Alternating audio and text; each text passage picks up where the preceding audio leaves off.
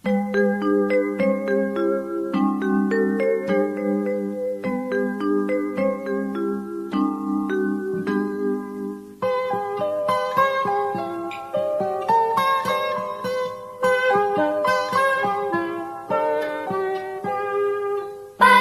cerahku, matahari bersinar, ku gendong tas merahku di pundak. Selamat pagi semua, ku nantikan dirimu di depan kelasmu, menantikan kami. Guruku tersayang, guru tercinta, tanpamu apa jadinya aku? Tak bisa baca tulis, mengerti banyak hal. Guruku, terima kasihku. Nyatanya diriku kadang buatmu marah, namun segala maaf kau berikan.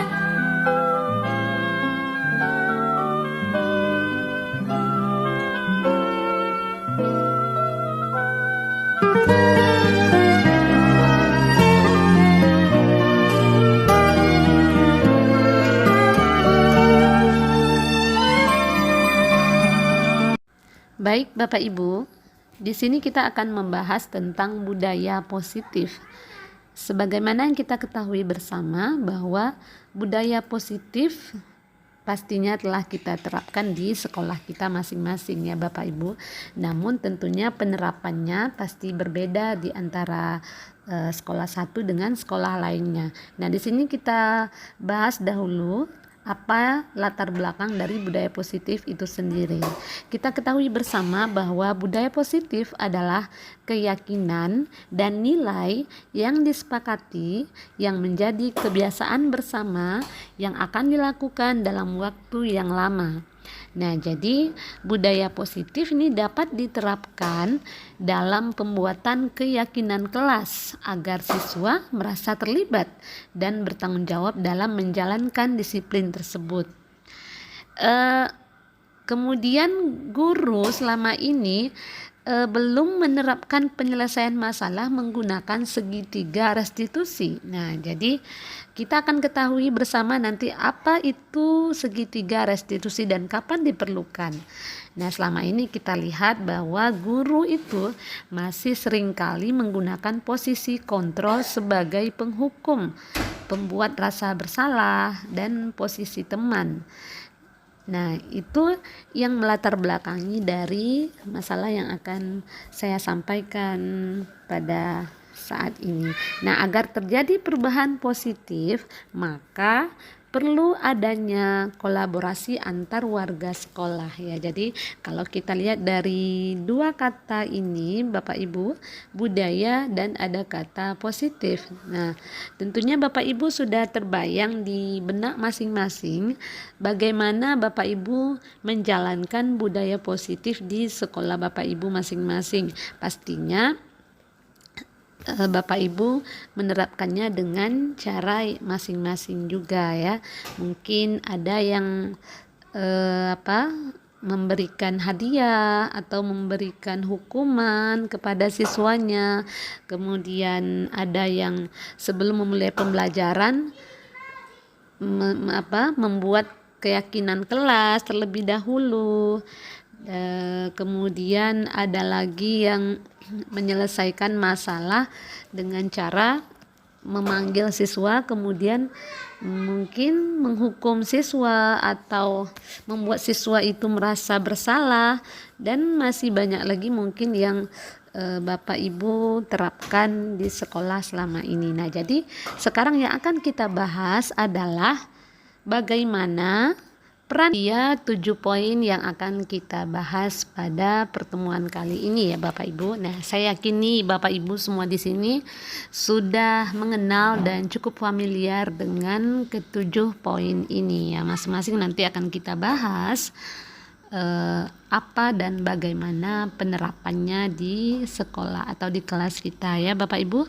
Nah, poin yang pertama adalah disiplin positif. Nah, tadi kita sudah sempat menyinggung tentang apa itu disiplin positif ya. Kemudian yang kedua ada yang namanya motivasi perilaku manusia. Nah, apa dan bagaimana ini manusia memiliki motivasi ya. Jadi motivasi perilaku manusia itu seperti apa? Nah, nanti akan kita bahas ya Bapak Ibu. Yang ketiga, nah ini yang paling sering nih mungkin Bapak Ibu terapkan di sekolah ya. Hukuman, penghargaan, dan ada restitusi. Nah, sebetulnya apa sih hubungan ketiganya ini? Nah, nanti kita akan bahas ya Bapak Ibu. Apakah Bapak Ibu selama ini yang memberikan hukuman kepada anak itu sudah benar tindakan atau langkah-langkah Bapak Ibu, atau barangkali kurang tepat dalam menyelesaikan masalah terhadap murid. Nah, kemudian di sini ada kata penghargaan. Wow, ini pasti nih saya yakin Bapak Ibu semua di sini pasti sudah pernah memberikan setidaknya reward atau hadiah kepada muridnya atau penghargaan ya, kita sebut dengan penghargaan. Nah, hal ini mungkin Bapak Ibu memiliki niat atau motivasi agar murid Bapak Ibu semakin semangat untuk melakukan suatu hal yang Bapak Ibu kehendaki. Nah, apakah ini dianjurkan ya di dalam menyelesaikan suatu masalah terhadap murid, atau apakah ini dianjurkan dalam menjalankan pembelajaran di kelas ya. Nah, nanti kita akan simak ya Bapak Ibu. Nah, apakah keyakinan yang atau mindset yang selama ini Bapak Ibu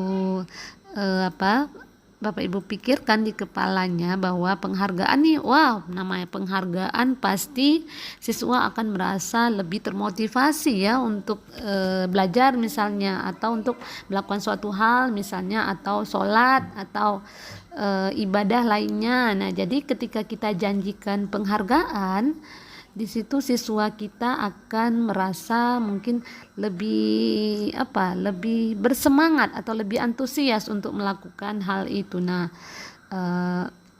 apakah di sini diperbolehkan? Nah, nanti kita akan bahas bersama. Nah, kemudian yang keempat, nah ini pasti nih semua sudah menerapkan, saya yakin, keyakinan kelas. Nah, di sini saya yakin Bapak Ibu, apalagi Bapak Ibu yang guru kelas ya, pasti sudah menerapkan minimal membuat dari awal keyakinan kelas bersama muridnya Bapak Ibu. Nah, apa gunanya keyakinan kelas? Nah, pastinya saya yakin Bapak Ibu semua sudah tahu apa tujuan dibuatnya keyakinan kelas ya. Keyakinan kelas itu pastinya membuat murid merasa nyaman, merasa lebih bersemangat untuk belajar ya. Nah, kemudian yang kelima, di sini kita akan bahas nanti tentang kebutuhan dasar manusia ya. Nah, jadi manusia itu ternyata memiliki kebutuhan dasar ya. Nah, jadi 5 kebutuhan dasar manusia. Apa dan seperti apa kebutuhan dasar manusia yang akan kita bahas nanti.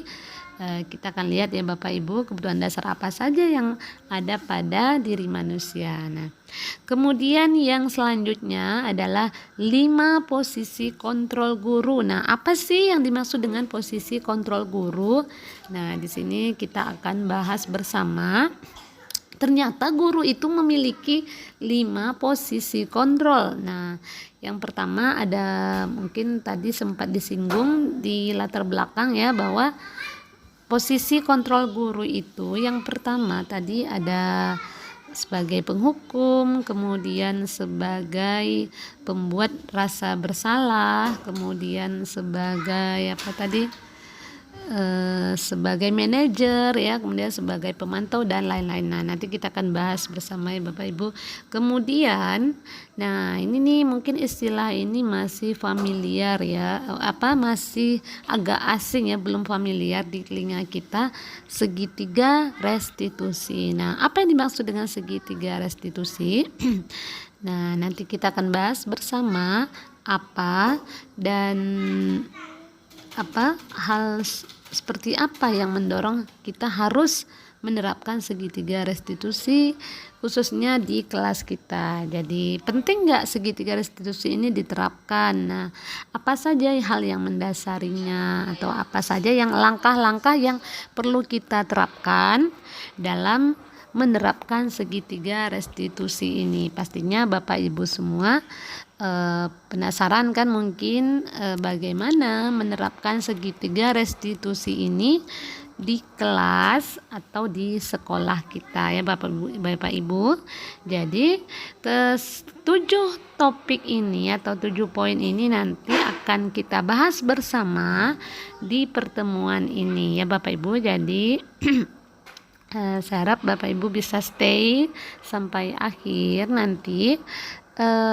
Saya akan coba sharing dan membahas tentang ke-7 poin ini ya. Mudah-mudahan saya harapkan setelah kita bahas nanti jadi ada umpan balik dari Bapak Ibu atau yang mau bertanya atau kurang jelas nanti bisa kita saling sharing ya, saling berdiskusi agar nanti kita bisa lebih memahami lagi apa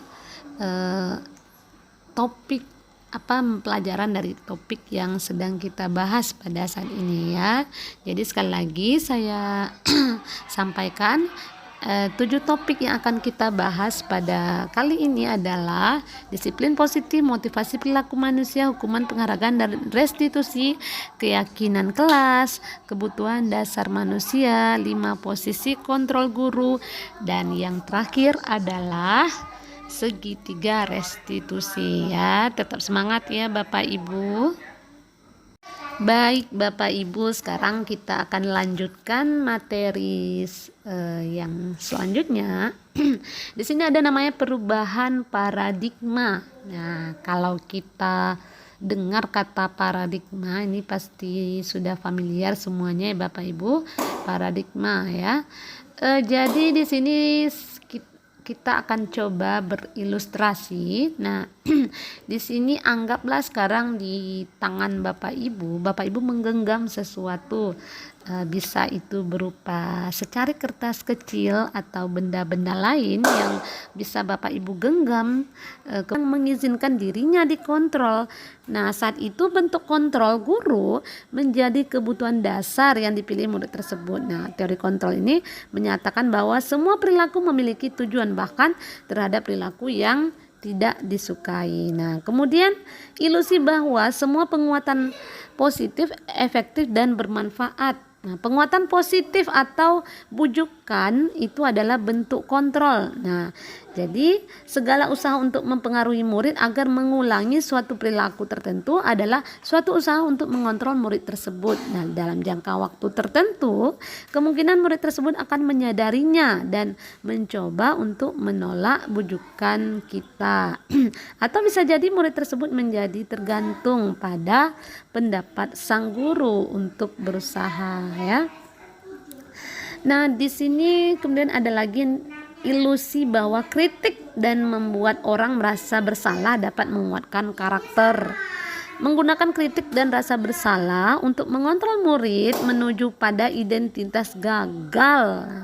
Mereka belajar untuk merasa buruk tentang diri mereka. Nah, jadi ternyata kita yang selama ini membuat